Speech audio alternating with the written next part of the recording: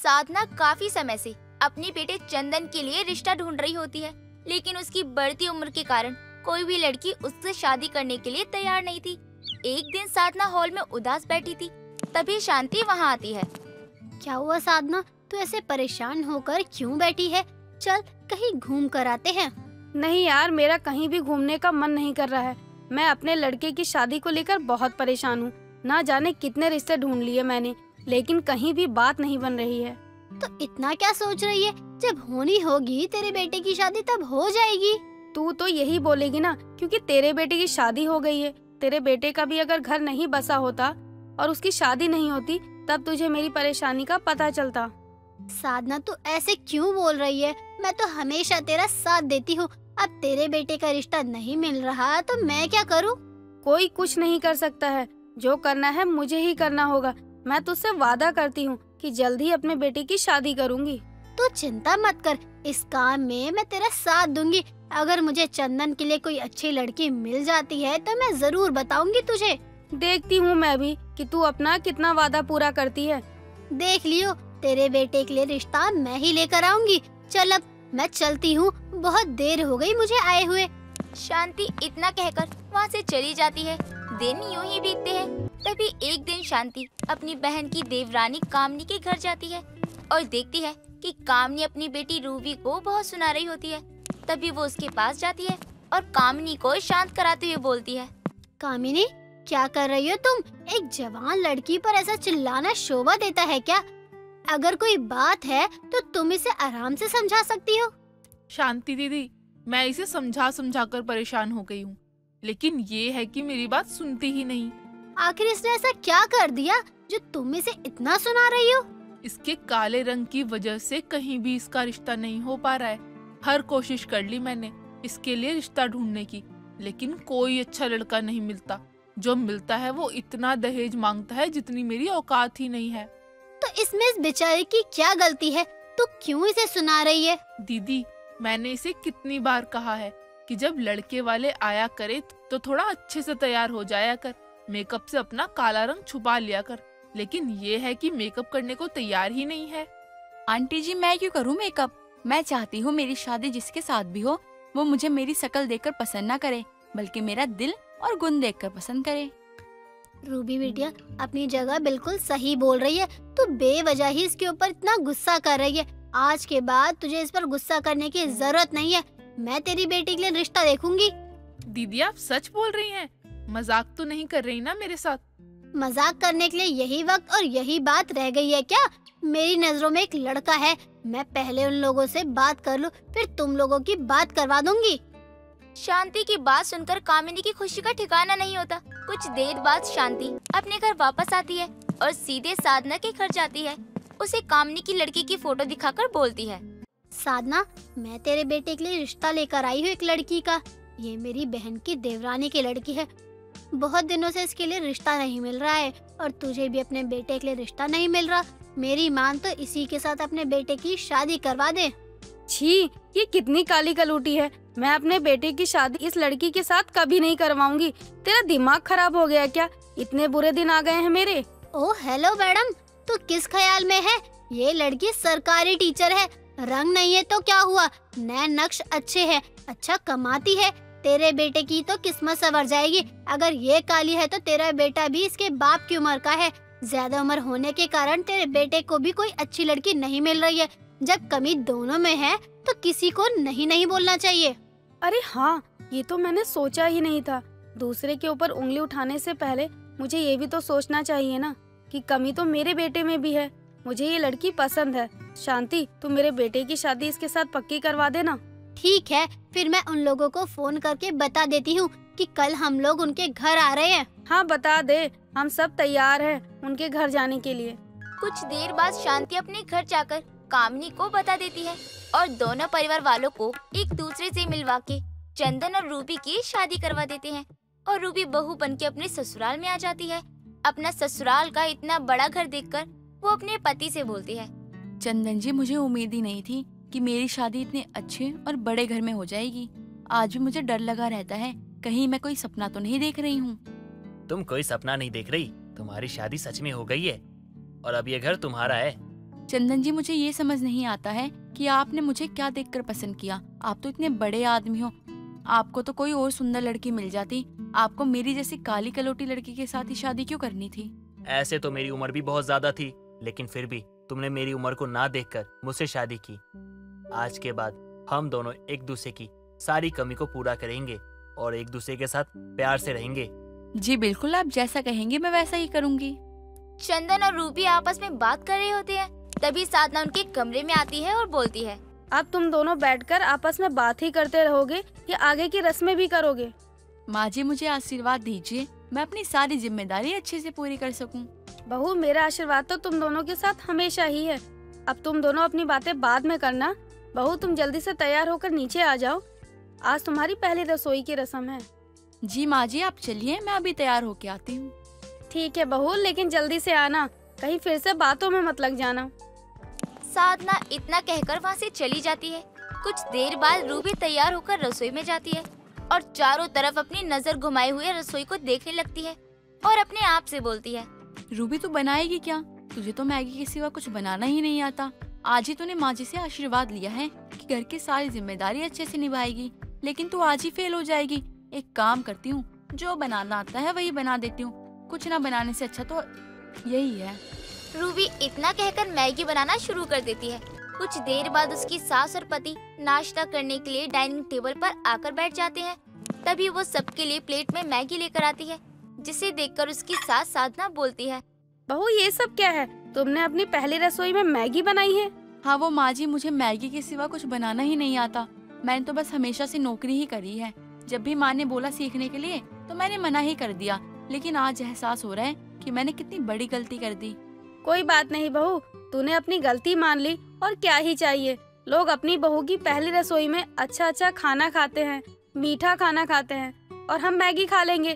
कम से कम तूने कुछ बनाया तो वही बहुत है। माँ जी, आप मुझसे गुस्सा तो नहीं होना? मैं वादा करती हूँ मैं धीरे धीरे सब सीख लूंगी। रूबी, माँ तुमसे गुस्सा नहीं होंगी, क्योंकि तुमने अनजाने में ही सही लेकिन माँ की पसंद की चीज बनाई है। माँ को मैगी बहुत पसंद है, इसलिए अब वो गुस्सा नहीं करेंगी। आप सच बोल रहे हैं? कहीं मेरा मन रखने के लिए तो नहीं बोल रहे हैं ना? अरे यार, मैं बिल्कुल सच कह रहा हूँ। मुझ पे यकीन नहीं है ना तो माँ से पूछो। हाँ बहू, चंदन सच बोल रहा है। अब तू ज्यादा टाइम खराब मत कर और जल्दी से मैगी दे, वरना ठंडी हो जाएगी, और ठंडी मैगी बिल्कुल भी अच्छी नहीं लगती है। साधना की बात सुनकर रूबी बहुत खुश हो जाती है और अपने ससुराल के पहले दिन ही वो अपनी पहली मैगी बनाकर अपनी पहली रसोई की रस्म को पूरी करती है और समय के साथ साथ धीरे धीरे बल्कि खाना बनाना भी सीख ही जाती है। पीरियड्स में उर्मी की बहू पीहू के तेवर इतने बदल जाया करते थे कि उर्मी भी अपनी बहू के इन नखरों से तंग आ चुकी थी, और वो अपनी बहू के इन पीरियड्स वाले नखरों को देखकर बहुत कुछ कहा करती थी। तो क्या अब उर्मी अपनी बहू को सबक सिखाएगी या फिर उसे उसके हाल पर छोड़ देगी? जानेंगे इस कहानी के अंदर। पीहू आज बहुत ही गुस्से में अपनी माँ उषा से कहती है, माँ, मुझे कुछ आज अच्छा खाना है, जैसे चाउमीन, बर्गर, बाहर की चीजें। इस वक्त तेरे लिए ये सब मैं कहाँ से लाऊं? जो घर में है वही खाना पड़ेगा ना तुझे। मुझे नहीं खाना, मैं भूखे रह लूंगी, लेकिन मुझे ये घर की दाल रोटी नहीं खानी है। मुझे पता है आज तुझे पीरियड्स हुए हैं तो तू मेरे सर पर ही नाचेगी। तेरा तो हर बार का है ये।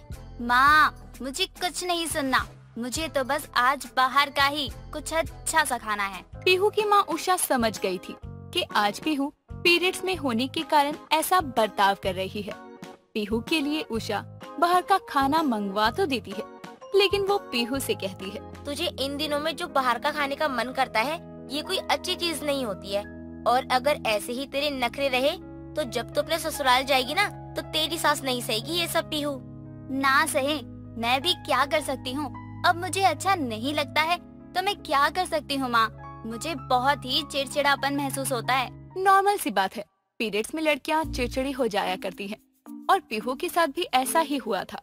वो अपने पीरियड्स के दिनों में बहुत ही चिड़चिड़ी हो जाया करती थी।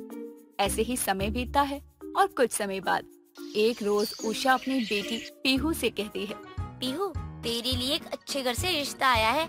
मैं तो इस बार इस रिश्ते के लिए हाँ कर चुकी हूँ। तू भी कोई झमेला मत करियो पीहू इस बार। माँ, इतनी भी क्या जल्दी है आपको शादी की? अभी मेरी उम्र ही क्या है? 25 साल की हो गई है और कहती है उम्र ही क्या है मेरी। शादी कर दो तो अगले साल ही एक बच्चे की माँ बन जाएगी, और अभी इसकी उम्र ही क्या है शादी करने की। हाँ। अगले रोज ही पीहू को देखने लड़के वाले आते हैं और पीहू को लड़के वाले पसंद भी कर लेते हैं और जल्द ही पीहू और शिवम की शादी हो जाती है। अब जैसे ही पीहू अपने ससुराल विदा होकर आती है, वैसे ही पीहू की सास उर्मी पीहू का चेहरा देखते हुए पीहू से कहती है, बहू तो मेरी लाखों में एक है। वाकई बहू तू बहुत सुंदर है। ये सुनकर उर्मी की बहू पीहू अपनी सास से कहती है, माँ जी, आपका ये ताम झाम हो गया हो तो मेरा कमरा कहाँ है बता दो, मैं अपने कमरे में जाकर आराम कर सकूं। मुझसे खड़ा भी नहीं हुआ जा रहा है। ये सुनकर उर्मी की पड़ोसन सरला उर्मी से कहती है, उर्मी क्या बहू लाई है? अभी से ही जवाब देने लगी। अभी तो एक ही पाँव रखा है इसने घर में, तो इतने नखरे दिखा रही है। कुछ समय बाद तो ये तेरे सर पर बैठी मिलेगी। आंटी, आपको कोई प्रॉब्लम मैं माँ जी के सर पर बैठूं या जमीन पर? बहू आज चल तुझे तेरा कमरा दिखा दूं, तब तक तू थोड़ा आराम कर ले और फिर तुझे और भी तो लोग आएंगे ना देखने के लिए। माँ, जो कोई भी आए उसे बोलना आज मैं अपने कमरे से बाहर नहीं आऊंगी। मेरे अंदर इतनी जान नहीं है, मैं पीरियड्स में हूँ, मुझसे नहीं होगा और उठना बैठना। बहू ये तो नॉर्मल सी चीज है, मुझे तुझे क्या, ये तो हर औरत को होते हैं। आपके लिए होगा नॉर्मल, मेरे लिए ये कोई नॉर्मल बात नहीं है। मेरे पेट में बहुत दर्द है और तो और मुझे अभी चॉकलेट भी खानी है। उर्मी अपनी नई बहू के पीरियड्स के नखरे देखकर अपनी बेटी शिवम से कहती है, देख रहा है, आते ही इतने नखरे कर रही है जैसे कि आज से पहले किसी लड़की को पीरियड्स ही नहीं हुए। माँ, मुझे इन चीजों के बारे में ज्यादा तो कुछ पता नहीं है। अगर वो चॉकलेट मांग रही है तो मैं ला देता हूँ। अब अगले दिन जैसे ही उर्मी सुबह पूजा करते हुए मंदिर में घंटी बजाती है, वैसे ही पीहू की आंखें खुल जाती है और वो अपने कमरे से सीधा हॉल में आती है और अपनी सास उर्मी से कहती है, माँ जी, आपको पता है ना मैं रात में कितनी मुश्किलों से सोई हूँ, और अब जैसे ही मुझे नींद आई आपने सुबह सुबह ही ये घंटी बजा दी। पीहू अपनी सास उर्मी को लगातार बोल ही रही थी और उर्मी पूजा करने लग जाती है कि तभी पीहू अपनी सास उर्मी से कहती है, माँ जी, आपको सुनाई नहीं दे रहा क्या?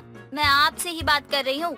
इतना बोलकर जैसे ही पीहू अपने कमरे में जाती है, वैसे ही उर्मी अपनी पूजा की थाल मंदिर में रखकर पीहू के कमरे में जाती है और अपनी बहू के मुंह पर पानी डालकर अपनी बहू से कहती है, बहू क्या बोल रही थी? तुझे मंदिर की घंटी से प्रॉब्लम हो रही है? माँ जी, ये आपने क्या किया? बिल्कुल सही नहीं किया आपने। हमें भी तो पीरियड्स होते हैं ना, तो क्या हम इसमें काम नहीं करते? तुझे इतनी प्रॉब्लम है कि तू हर छोटे छोटे चीज पर चिल्लाने लगती है। माँ जी, आप मेरे साथ ये सही नहीं कर रही। अब ऐसे ही पीहू अपनी सास की बात से नाराज हो जाती है। वो 2 दिन तक अपने कमरे से बाहर नहीं निकलती, बस चिप्स चॉकलेट्स ये सब खाकर 2 दिन तक रहती है। अब जैसे ही पीहू के पीरियड्स खत्म होते हैं, वैसे ही वो अगले दिन सुबह ही नहा धोकर किचन में काम कर रही थी। 2 दिन बाद वो अपने कमरे से निकली और अपनी बहू को देखकर उर्मी अपनी बहू पीहू से कहती है, क्या बात है बहू, आज खुद ही अपने कमरे से बाहर निकल गई तू? हाँ माँ जी, अब मैं अच्छा महसूस कर रही हूँ। और पीरियड्स वाले दिन में तुझे क्या हो जाता है? माँ जी, मुझे भी नहीं पता कि मुझे क्या हो जाता है उन दिनों में। मुझे कोई कुछ भी बोलता है तो मुझे चिड़चिड़ापन महसूस होने लगता है। इतना बोलकर पीहू घर का सारा काम करती है और वो भी बिना कुछ बोले अच्छे से। ये देखकर उर्मी सरला से मिलने जाती है, तो सरला भी उर्मी को देखकर कहती है, सरला, आज मैं तुझसे मिलने आ गई। और दिन तो मुझे फुर्सत ही नहीं मिलती थी, मैं काम में ही फंसी रह जाती थी। क्यों, आज तेरी कामचोर बहू घर का काम कर रही है क्या? हाँ, आज तो सारा काम उसने ही किया है घर का। कह रही थी कि पीरियड्स में उससे काम नहीं होता, चिड़चिड़ापन आ जाता है उसमें। हाँ उर्मी, बहुत लोगों के अंदर ऐसा देखा जाता है, तू उसे डॉक्टर से दिखवा दे। मैं तो यही कहूँगी तुझसे। तो क्या इसका भी कोई इलाज है? मेरी भतीजी को ऐसे ही होता था, तो उसे डॉक्टर ने कहा था कि जब पीरियड्स हो तो बाहर का कुछ भी ना खाए ताकि आपका मूड सही रहे। अच्छा, लेकिन अपने पीरियड्स में तो मेरी बहू सिर्फ बाहर का ही खाती है, और क्या पता इससे भी शायद उसको ज्यादा गुस्सा आता हो। अब सरला की ये बात सुनकर उर्मी देर शाम अपनी बहू पीहू से कहती है, बहू, अब की बार तुझे पीरियड्स हो तो ध्यान रखना, बाहर का कुछ भी नहीं खाएगी तू। लेकिन माँ जी, उस वक्त तो घर की दाल रोटी भी मुझसे खाई ही नहीं जाती। अरे वही तो खराब आदत है तुझमें, इसीलिए तो तेरे अंदर चिड़चिड़ापन आ जाता है।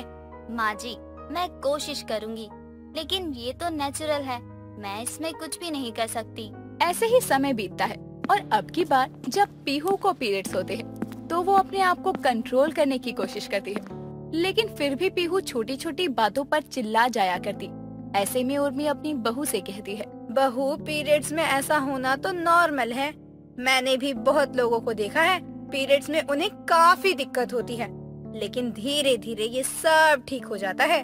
माँ जी, मैंने बहुत कोशिश की अपने गुस्से और चिड़चिड़ेपन पर कंट्रोल करने की, लेकिन नहीं हुआ मुझसे कंट्रोल और मेरा मूड चेंज हो ही जाता है पीरियड्स होने पर। अपनी बहू पीहू की बात सुनकर उर्मी अपनी बहू को समझाती है, बहू देख, अभी तो तू पीरियड्स में है तो तुझसे कोई काम नहीं हो रहा। जब पीरियड्स में नहीं होगी तो तू योगा प्राणायाम किया कर, जिससे तेरी बॉडी को रिलैक्स मिलेगा, मन शांत रहेगा, ताकि तेरे अंदर चिड़चिड़ापन और गुस्सा दूर रह सके। हाँ माँ जी, आप सही कह रही हो, मैं ऐसा ही करूँगी अब से। हाँ बहू, ऐसा करेगी तो तू रिलैक्स फील करेगी। इस तरह पीहू अपने पीरियड्स के दिनों में चिड़चिड़ापन तो अपने अंदर रखती थी, लेकिन समय के साथ वो इन चीजों पर कंट्रोल करने लगती है और वो योगा करके अपने मन को शांत भी रखती है। अब्दुल कई सालों से दर्जी का काम किया करता था, लेकिन अब उसकी उम्र ज्यादा हो चुकी थी, तो अब्दुल का बेटा अरमान अपने पिता के साथ दुकान पर रहा करता था और वो मोहल्ले के लोगों के कपड़ों का नाप लेने के लिए घर घर भी जाया करता था। एक रोज रहमान, जो अब्दुल का पुराना कस्टमर था, वो अब्दुल की दुकान पर आता है और अब्दुल से कहता है, अब्दुल भाई क्या हाल चाल, सब बढ़िया? जनाब सब अच्छा है, बड़े दिनों बाद आना हुआ है, क्या बात है? अब्दुल भाई, मेरी बेटी नूरी के लिए मुझे कपड़े सिलवाने थे, मैंने सोचा बोलता जाऊं ताकि आप शाम को आकर नाप ले लें। भाईजान, अब मुझसे तो चला नहीं जाता, ऐसा करता हूँ अपने लड़के अरमान को भेज देता हूँ, वो लेकर आ जाएगा नाप, आप चिंता मत कीजिए। अब अब्दुल अपने बेटे अरमान के आने पर देर शाम उसे रहमान के घर भेजता है, जहाँ जाकर अरमान रहमान की बेगम यानी उनकी पत्नी शबाना से कहता है, जी आंटी जी, मैं अरमान, दर्जी अब्दुल का बेटा। आओ बेटा, कपड़ों के नाप लेने आए हो? जी आंटी जी, आप बता दे किन का नाप लेना है। शबाना पहले तो कपड़ों के नाप अरमान को दे देती है और उसके बाद शबाना अपनी बेटी नूरी को आवाज लगाकर बुलाती है, लेकिन नूरी अपने माथे पर चुन्नी रखने लगती है। ऐसे में शबाना अपनी बेटी नूरी से कहती है, अरे आजा, ये अपने ही घर का बच्चा है अरमान, इसके पिताजी तो पुराने दर्जी हैं हमारे। अब जैसे ही नूरी अपने कमरे से बाहर आती है, वैसे ही अरमान नूरी को देखकर पहली ही नजर में अपना दिल हार बैठता है और नूरी अरमान के सामने आकर अरमान से कहती है, जी मुझे तो एक बुर्का और 2 सूट सिलवाने हैं। अरमान तो नूरी को देखता ही रह जाता है। तभी नूरी अरमान से कहती है, आपने सुना मैंने आपसे क्या कहा? जी नहीं, क्या सिलवाना है आपको? वो मेरा ध्यान पापा के हिसाब पर था। अरमान तो नूरी पर दिल हार चुका था, लेकिन नूरी भी समझ जाती है कि अरमान को उसे देखकर कुछ तो हुआ और इस इंसिडेंट के बाद अरमान का नूरी के घर आना जाना होने लगता है। अब ऐसे में नूरी और अरमान को कब और कैसे एक दूसरे से प्यार हुआ, ये दोनों को पता ही नहीं चल पाया। लेकिन अब तो जो नूरी बाहर जाने से डरती थी, वो अब अरमान की दुकान पर आने जाने लगी। एक रोज रहमान अपनी बेटी नूरी से कहता है, मुझे ऐसा लगता है कि अब तुम्हारी उम्र निकाह के लायक हो चुकी है और तुम्हारा निकाह करके भी मैं फारुक हो जाऊं। लेकिन अब्बा जान, मुझे तो निकाह करना ही नहीं है। अगर तुम्हें ऐसा लगता है कि तुम यहाँ से दूर चली जाओगी, अपनी अम्मी से दूर हो जाओगी, तो ऐसा बिल्कुल नहीं है। मेरे पुराने दोस्त मोहम्मद काजी के लड़के से तुम्हारा रिश्ता तय किया है मैंने। फिर भी मैं ये निकाह नहीं कर सकती, क्योंकि मैं किसी और से प्यार करती हूँ। इतना सुनने के बाद रहमान को गुस्सा आ जाता है और जैसे ही रहमान नूरी पर हाथ उठाता है, वैसे ही उसे शबाना रोक लेती है। तभी रहमान अपनी पत्नी से कहता है, समझाओ इस गुस्ताख लड़की को, कैसी बातें कर रही है ये। ये कैसी बातें कर रही है नूरी तू, वो भी अपने अब्बा जान के सामने। मैं सिर्फ और सिर्फ शादी करूंगी तो अरमान से, वरना मुझे मरना ही गवारा होगा। अम्मी जान आप भी ये सुन लें। उस दर्जी के बेटे से, जिसके पास एक वक्त के खाने के लिए पैसे भी नहीं है, वो तुझे क्या खुश रख पाएगा? अब्बा जान, मैंने अरमान से प्यार उसकी हैसियत देखकर नहीं, वो मुझे अच्छा लगा, बस अब और कुछ नहीं कहना मुझे।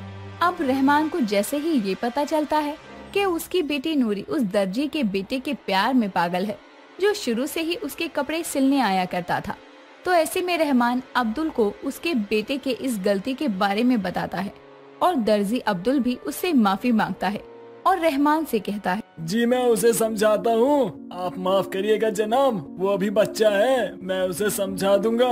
अब्दुल अपने बेटे को तो समझा देता है, लेकिन नूरी अब इधर खाना पीना छोड़कर अरमान से निकाह करने की जिद करती है और हार कर रहमान को अरमान के घर अपनी बेटी नूरी का रिश्ता लेकर जाना पड़ता है और अब्दुल भी इस रिश्ते को स्वीकार लेता है और अब नूरी और अरमान का निकाह तो हो जाता है। लेकिन निकाह के 5 दिन बाद ही अब्दुल अपनी बहू नूरी से कहता है, तुम्हारे पिता ने तुम्हें मेरे घर की बहू बनाकर बहुत बड़ा उपकार किया है, तुम जब चाहो अपने घर आ जा सकती हो। ये सुनकर नूरी की आंखें भर आती है और नूरी अपने कमरे में चली जाती है। ये देखकर अरमान अपने कमरे में जाता है और नूरी से कहता है, हाँ मैं मानता हूँ कि तुम्हारे अब्बा की तरह मेरे अब्बा इतने पैसे वाले नहीं है, लेकिन मैं तुम्हें कभी रोने नहीं दूंगा, ना ही कोई दिक्कत होने दूंगा। नहीं, वो बात नहीं है, ये तो मेरा ही फैसला था कि मुझे तुमसे निकाह करना है, सब कुछ जानते हुए भी। बोलो नूरी, क्या बात है, तुम रो क्यों रही हो?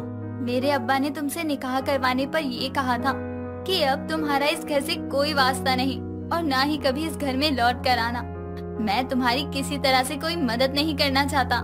कोई बात नहीं, वो गुस्से में उन्होंने बोल दिया होगा, लेकिन वो तुमसे बहुत प्यार करते हैं नूरी। ये बात अब्दुल सुन लेता है और अपने मन में सोचता है, कल ही इसे समझाया था कि इसके बाप से पैसे मांगने के लिए इस पे दबाव डाले, इसे मारे पीटे, लेकिन मेरा नालायक बेटा किसी काम का नहीं है। इतना सुनने के बाद अब्दुल अपनी दुकान पर चला जाता है और जैसे ही कुछ समय बाद अरमान दुकान पर आता है तो अरमान को देखकर उसका दर्जी बाप उससे कहता है, अरे आओ आओ शहजादे मियाँ, चाय कॉफी क्या मंगवाऊँ आपके लिए? अब क्या हुआ अब्बा जान, आप जैसा सोच रहे हैं वैसा बिल्कुल नहीं हो सकता है। तो मेरे घर से निकल जा, मैंने उसकी शादी तेरे से इसलिए करवाई थी ताकि वो अपने बाप के घर से पैसे लेकर आए, लेकिन उसके बाप ने तो उसे ही थमा दिया हमें और एक फूटी कौड़ी भी नहीं दी। अब अरमान को अपने पिता की ये बात चुभने लगी थी, क्योंकि अब्दुल के मन में लालच था। अब ऐसे में हार कर अरमान अपनी बेगम के साथ घर छोड़कर चला जाता है और पास के एक घर में दोनों किराए पर रहने लगते हैं। लेकिन जब ये बात नूरी के पिता यानी रहमान को पता चलती है तो एक रोज रहमान अपनी बेटी नूरी से मिलने आता है और जब अरमान अपनी दुकान पर होता है तो रहमान को देखकर नूरी रोने लगती है और रहमान भी अपनी बेटी के गले लगकर कहता है, मुझे पता है तेरे फैसले ने तुझे बर्बाद कर दिया है, लेकिन मैं अपनी फूल सी बेटी पर ये सब बीतते हुए नहीं देख सकता हूँ। अब्बा जान, मुझे माफ कर दीजिए, लेकिन मैं जैसी भी हूँ खुश हूँ। मुझे पता है, ये ले कुछ पैसे रख और अरमान को कल इस एड्रेस पर भेज दियो, उसकी जॉब पक्की करवा दी है मैंने, बस उसे कुछ बताना नहीं। बेटा मुझे क्या पता था ये दर्जी जो मेरा पुराना दोस्त रहा है वो ऐसा भी करेगा। अब रहमान के जाने के बाद अगले ही दिन नूरी अरमान को जॉब पर भेजती है और अरमान की जॉब पक्की हो जाती है। लेकिन नूरी उसे अपनी सहेली के बिहाफ पर जॉब लगने के बारे में अरमान को बताती है। अरमान की जिस जगह नौकरी लगती है वहाँ की सैलरी पैकेज भी काफी अच्छी थी और देर शाम अरमान अपनी पत्नी नूरी से आकर कहता है, मेरी जॉब पक्की हो गई है, अब बस कुछ ही दिनों में हम एक अच्छे से घर में रहेंगे, तुम्हें और कोई काम करने की जरूरत नहीं है। मैं भी आज बहुत खुश हूँ, तुम्हारी जॉब जो लग गई। अरमान को क्या पता था कि नूरी के पिताजी की बदौलत उसे जॉब मिली है, लेकिन इस नौकरी के बाद अरमान और नूरी की आर्थिक स्थिति सुधर जाती है और वो खुशी खुशी रहने लगते हैं। हालांकि अब प्यार किया तो प्रॉब्लम तो आनी ही थी, लेकिन वक्त के साथ सब ठीक हो जाता है। दोस्तों अगर आपको ये कहानी पसंद आई तो इसे लाइक करें, शेयर करें और कमेंट करके बताएं कि कहानी में आपको सबसे अच्छा क्या लगा।